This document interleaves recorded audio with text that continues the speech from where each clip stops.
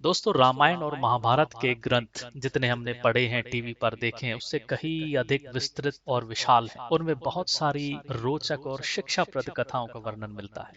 अब देखिए, हम सब जानते हैं कि श्री राम को वनवास मिलने के पीछे क्या कारण था। कुछ लोग बताते हैं केकई का कारण था, कुछ लोग बताते हैं कि उनको रावण का संहार करना था, इसलिए उनको वनवास जाना था, और इस प्रकार से अलग अलग कारण हमें मिलते हैं।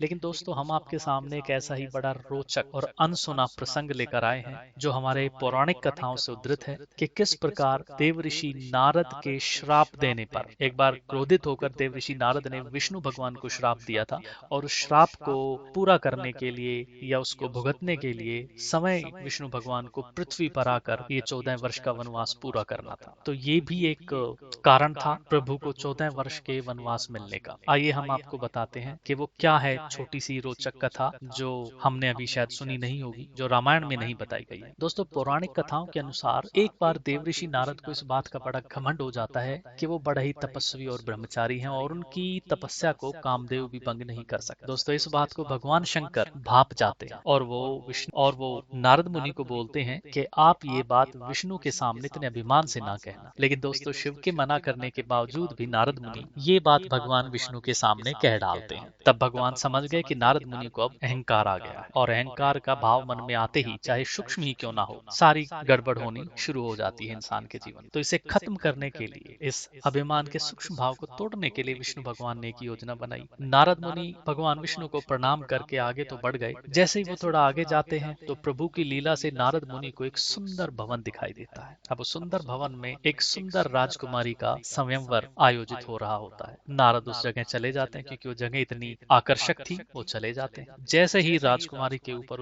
उनकी निगाह पड़ती है तो राजकुमारी का रूप देखकर मोहित हो जाते हैं। उसका रूप विश्व मोहिनी थी। वो राजकुमारी, वो अपने आप को रोक नहीं पाते, मोहित हो जाते हैं। और ये सब भगवान की माया के कारण हो रहा था। राजकुमारी का सुंदर रूप नारद मुनि के तप को भंग कर चुका था। अब उन्होंने सोचा कि संयमवर हो रहा है तो क्यों ना मैं भी संयमवर का हिस्सा बनूं। और राजकुमारी को पाने की इच्छा में नारद मुनि अपने भगवान विष्णु की शरण में दौड़ कर जाते हैं और उन्हें बताते हैं कि प्रभु, मेरी भी इच्छा है कि मैं शादी करूं। और इस प्रकार से एक संयमवर का आयोजन हो रहा है, लेकिन वहां पर बहुत ही सुंदर राजकुमार, राजा, महाराजा बैठे हुए हैं। मुझे लगता नहीं कि राजकुमारी मुझे पसंद करेगी। मैं चाहता हूँ आप हरि का रूप मुझे दे दे। दोस्तों, हरि के दो अर्थ होते हैं, एक तो वानर और एक हरि विष्णु भगवान। तो विष्णु भगवान ने कह दिया कि ठीक, आपको हरि का रूप हम दे देते हैं। और जैसे ही हरि का रूप होगा तो नारद ने सोचा कि क्योंकि हरि से ज्यादा रूपवान कोई है ही नहीं, और इसलिए राजकुमारी उन्हीं के गले में वरमाला पहना देगी। दोस्तों, नारद जी संयमवर में जाते हैं, जाकर बैठ जाते हैं, लेकिन राजकुमारी उनके गले में वरमाला नहीं डालती, आगे बढ़ जाती है। नारद के रूप को देखकर लोग हंसने लगते हैं। अब ये देखकर नारद मुनि परेशान हो जाते हैं। उनको समझ नहीं आता कि क्या हो रहा है। वो तुरंत सरोवर के पास जाकर अपना चेहरा देखते हैं, और जब वो देखते हैं तो उन्हें पता लगता है उनका चेहरा तो वानर का है। उन्हें बहुत ही ज्यादा क्रोध विष्णु भगवान पर आ जाता है, और वो क्रोध के वश में आकर सीधे विष्णु भगवान के पास जाते हैं और उनसे कहते हैं कि आपने स्त्री के लिए जिस प्रकार मुझे तरसाया है और मेरा अपमान किया है, मुझे वियोग सहना पड़ा है, ठीक इसी प्रकार आप भी व्याकुल होंगे